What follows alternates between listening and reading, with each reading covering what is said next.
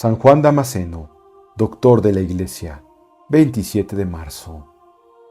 En el siglo VIII, León Isáurico, emperador de Oriente muy impío y cruel, promulgó un edicto mandando quitar todas las imágenes de los templos y demás lugares donde las veneraban los fieles, y castigó con severísimas penas a algunos santos y doctos varones que le resistieron.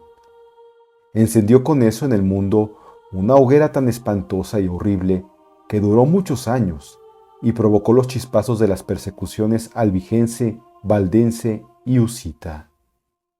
El nombre del impío y perverso emperador evoca en la mente y corazón de los cristianos el nombre del santísimo, doctísimo y valerosísimo Juan Damasceno, el cual, en unión con San Germán de Constantinopla y Jorge de Chipre, defendió el rebaño del buen pastor y salió al encuentro de aquel león, con el cual peleó hasta ahogarle.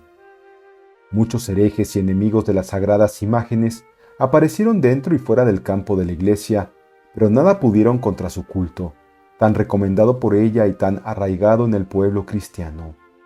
Ni la furia mahometana confabulada con la perfidia de los judíos en el siglo VII, ni los emperadores iconoclastas que se sucedieron en Constantinopla durante los siglos VIII y IX, ni más tarde los albigenses y protestantes, ni los impíos de hoy, han podido ni podrán arrancar del corazón de los católicos el culto a las imágenes de Dios, de la Virgen y de los santos. Infancia y educación.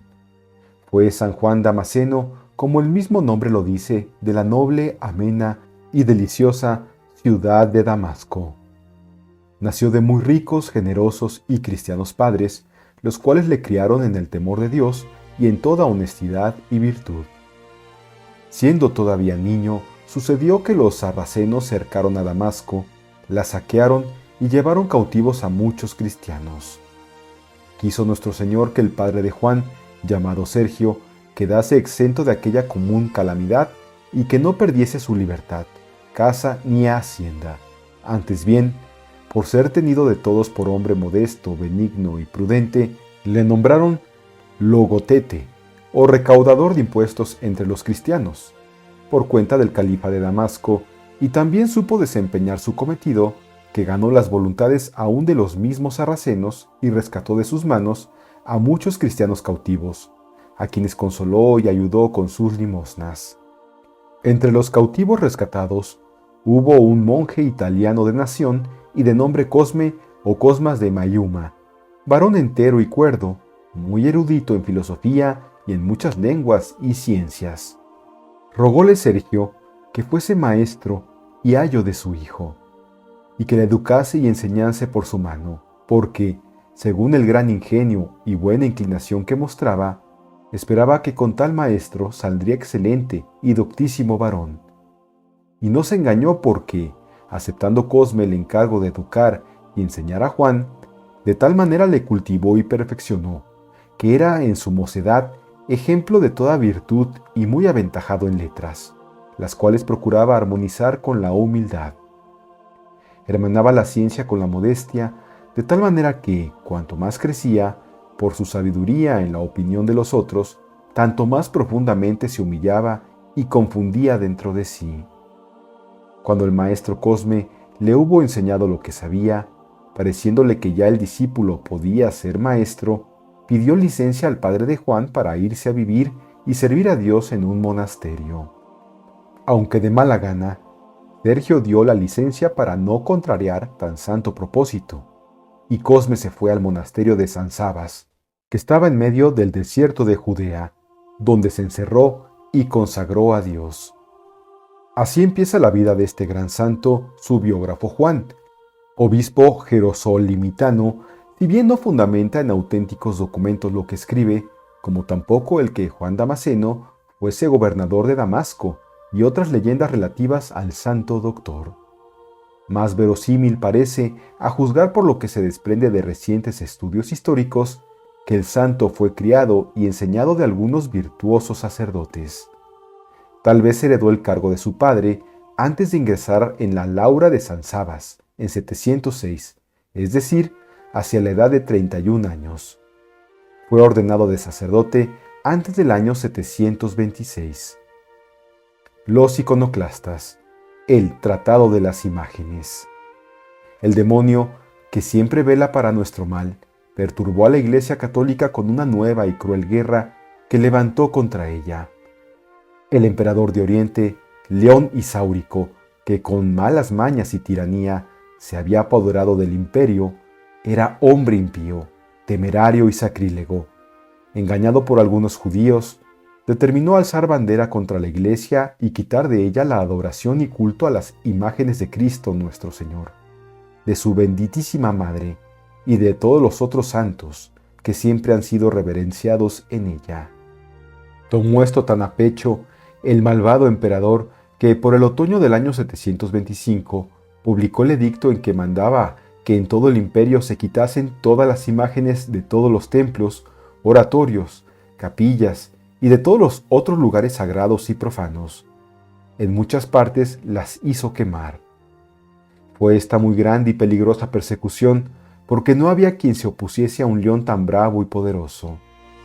Muchos huían y se desterraban de su patria, y dejando sus casas y haciendas, se entraban por los desiertos y se escondían en las cuevas y entre las breñas, por no consentir en aquella impiedad.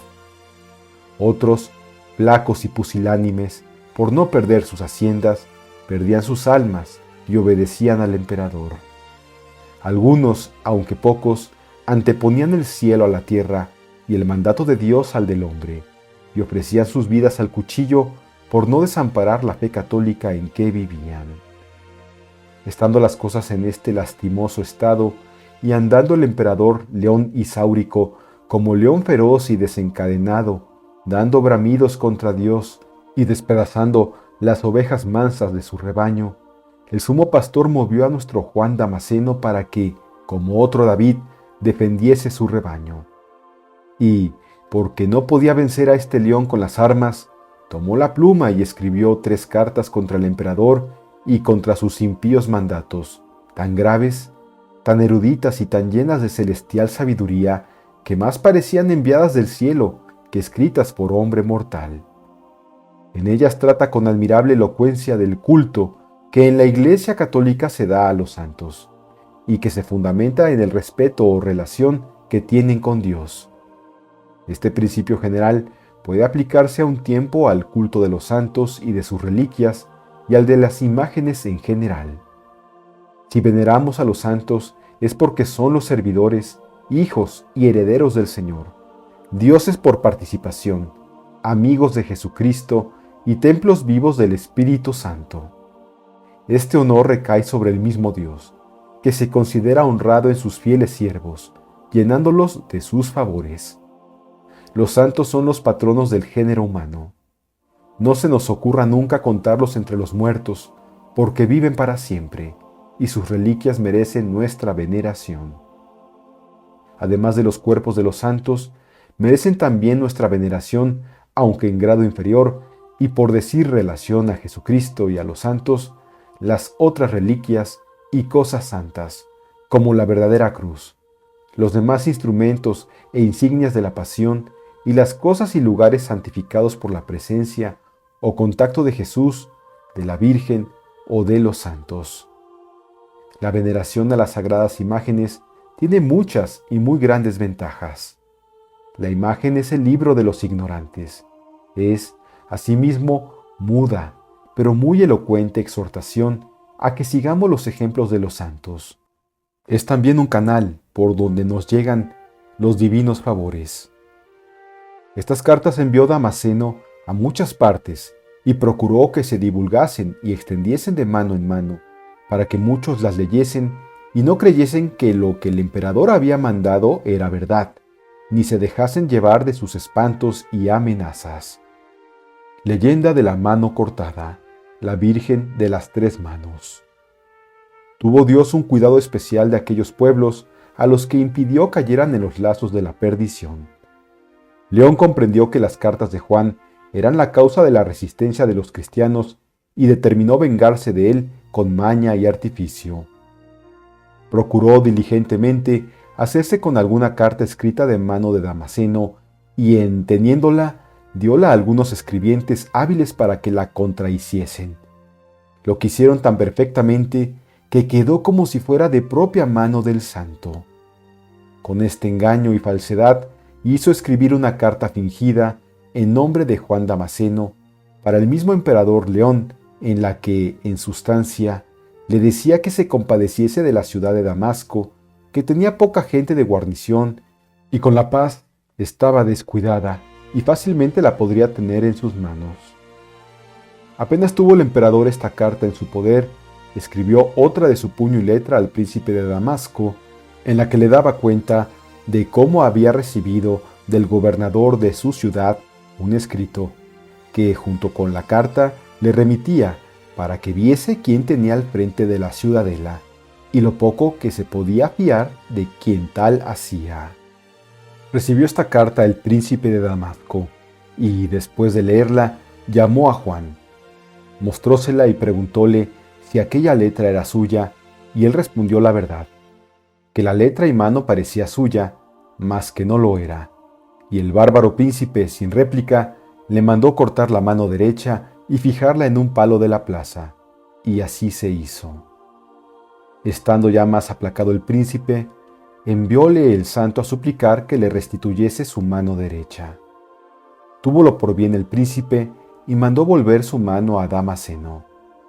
El santo se entró con ella aquella noche en su oratorio y, postrado delante de una imagen de la Virgen María, juntando la mano cortada con su brazo, comenzó a suplicar a Nuestra Señora con grande afecto y muchas lágrimas que se la restituyese y consolidase.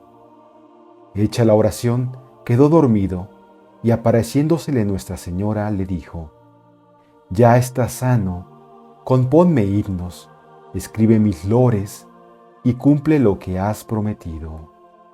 Despertóse el santo, hallóse sano y con la mano tan pegada y tan fuerte como si nunca hubiera sido cortada, y lleno de júbilo y de gozo y alegría indecibles, comenzó a alabar a la Virgen María, y esto con tales voces y regocijo que los vecinos sarracenos le oyeron cantar, y sabiendo la causa, luego a la mañana le acusaron a su príncipe, dándole a entender que los ministros de justicia no habían ejecutado en Juan su justa sentencia.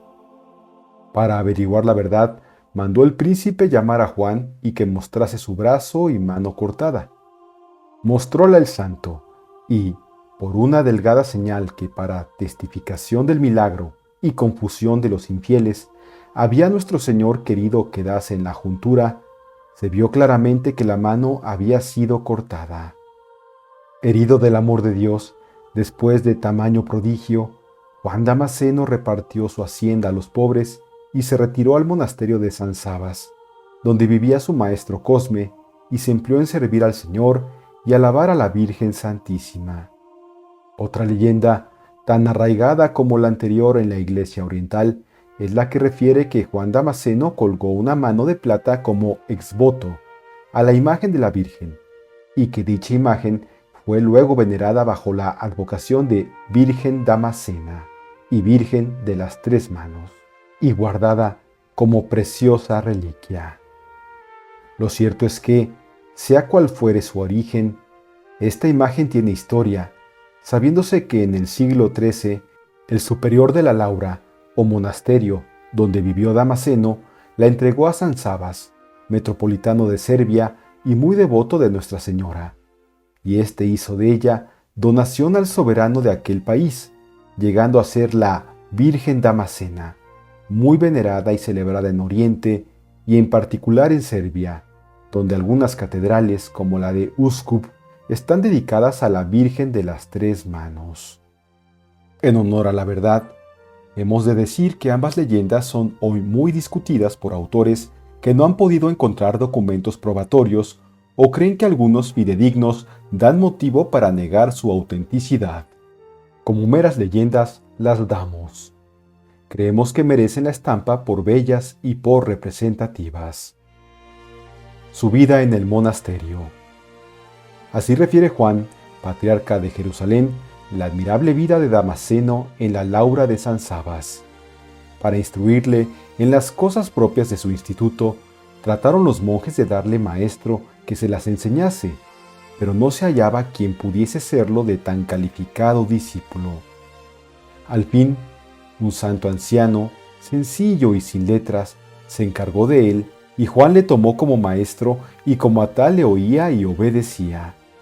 Lo primero que hizo el ancianito fue darle los preceptos que siguen: que ninguna cosa hiciese por su propia voluntad, que ofreciese a Dios sus trabajos y oraciones, que procurase lavar las culpas de la vida pasada con lágrimas que agradan a Dios más que el incienso o cualquiera otro suave olor, que no anduviese vagueando en diversas imaginaciones, que no se envaneciese pensando que sabía mucho, que examinase bien sus pensamientos, que no escribiese cartas sin licencia, ni hablase de otra ciencia o disciplina más que de la que profesaba, que en los casos dificultosos tomase consejo de otro, que tuviese sus deseos en Dios y le pidiese continuamente que santificase su cuerpo y su alma. Juan recibió estos preceptos con gran humildad y firme propósito de guardarlos fielmente, y así lo hizo. Un día, en que su maestro quiso probarle, mandóle que fuese a Damasco a vender algunas cestillas de palma que hacían los monjes, y señalóle el precio en que las había de dar, que era doblado de lo que comúnmente se vendían. Hízolo San Juan con gran prontitud y alegría, cargóse de sus cestillas, fuese a la ciudad, entró en la plaza y púsose a venderlas. Cuantos oían el precio hacían burla de él y decíanle mil injurias y baldones, tratándolo de majadero e insensato. Un antiguo criado suyo que le reconoció, compróle todas las espuertas que traía. Volvió Juan a su monasterio muy contento por haber obedecido y mortificado el apetito de la vanagloria y estimación del mundo. El anciano de varias maneras le probaba para hacerle más perfecto y santo, y no le dejaba pasar cosa, por menuda que fuese, sin grave reprensión. Doctor, poeta y músico. Juan Damasceno fue a un tiempo filósofo, teólogo, orador ascético, historiador, exégeta y aún poeta y músico. De sus escritos dogmáticos es el principal la Fuente del Conocimiento, obra dividida en 3 partes. La primera, llamada Dialéctica, trae lo mejor de la filosofía griega. La segunda es histórica y trata de las herejías nacidas en la Iglesia en el correr de los siglos hasta la de los iconoclastas, y contiene clara exposición y refutación del maometismo. La tercera es el voluminoso tratado llamado Exposición de la Fe Ortodoxa, en el que habla de Dios, de sus obras y atributos, de la providencia, encarnación y sacramentos, compendiando lo que dicen la Escritura y la tradición acerca de cada uno de estas materias. Es muy verosímil que este último tratado lo escribiera en el monasterio de San Sabas. De él se guarda una traducción árabe. Es un documento importantísimo para la historia de la teología porque, a pesar de haber en él muchas omisiones, no deja de ser eco fiel de las enseñanzas de los padres griegos que precedieron al autor, y aún hace dicho de él que es la primera suma teológica propiamente merecedora de llamarse tal. Hace el santo hincapié, más que en otra cosa, en el misterio de la encarnación. Su teología marial es irreprochable en todos sus escritos. Fiel intérprete de las enseñanzas de los demás teólogos bizantinos, expone de modo admirable muy ortodoxa doctrina respecto a la Inmaculada Concepción y a la perpetua virginidad de María Santísima, a su oficio de corredentora del género humano por su libre cooperación al plan divino, a su asunción, señorío sobre las criaturas, mediación universal y maternidad de gracia.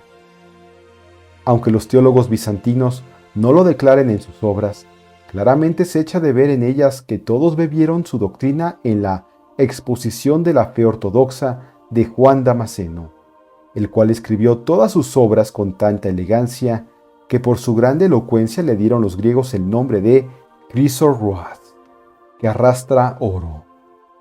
Se dice que era muy cuidadoso de enmendar lo que escribía, para que las palabras fuesen medidas, propias y elegantes, las sentencias graves y provechosas, la disposición apta y conveniente, y no hubiese en sus escritos cosa que oliese a ostentación y vanidad.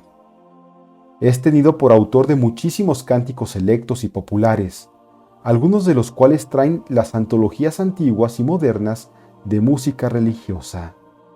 Tiene entre ellos algunos muy hermosos a la Virgen María. También compuso algunas piadosas trovas para pedir el eterno descanso de las almas del purgatorio. Hay quien cree que el santo monje de San Sabas fue el ordenador del canto litúrgico griego, inventor de la notación musical de su nombre, autor del Octeokos, libro litúrgico que contiene trovas y cánones de la resurrección, de la Santa Cruz y de la Virgen, escritos en 8 modos musicales, con mucha gracia y sabor antiguos. Un famoso historiador de la música griega dice que el canon musical es buena prueba de que Juan Damasceno sabía el arte con perfección y era maestro de música consumado. No es de extrañar que así fuera, habiendo tenido tan insigne profesor como San Cosme o Cosmas de Maioma, cuyo talento como compositor es indudable. Su muerte y sus reliquias. En el monasterio, San Juan Damasceno gastó el tiempo en la contemplación de Dios, en el estudio de la Sagrada Escritura y en escribir libros para la enseñanza de los católicos y refutación de los herejes. Después de haber vivido muchos años con tan grande ejemplo de santidad y servido al Señor excelentemente con sus trabajos, acabó su peregrinación y se fue a gozar eternamente de aquel sumo bien que él tanto había amado y a quien tanto había deseado agradar. Sucedió su muerte, a lo que se cree, a los 4 días del mes de diciembre del año 748 o 749. «La Trinidad ha barrido a los 3», exclamaron los herejes 4 años después, hablando de San Germán, Jorge de Chipre y San Juan Damasceno.